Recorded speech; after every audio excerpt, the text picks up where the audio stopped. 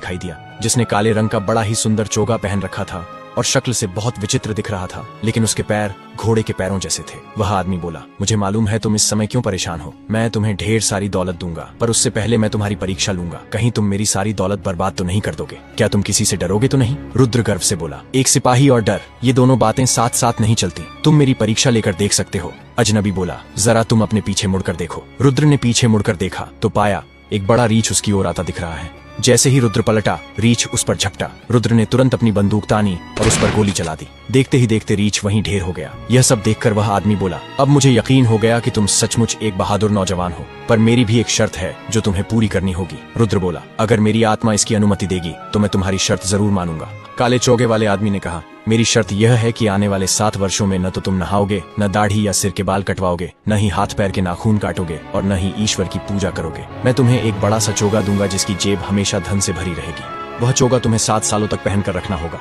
न दाढ़ी या सिर के बाल कटवाओगे, न ही हाथ पैर के नाखून काटोगे और न ही ईश्वर की पूजा करोगे। मैं तुम्हें एक बड़ा सा चोगा दूंगा जिसकी जेब हमेशा धन से भरी रहेगी।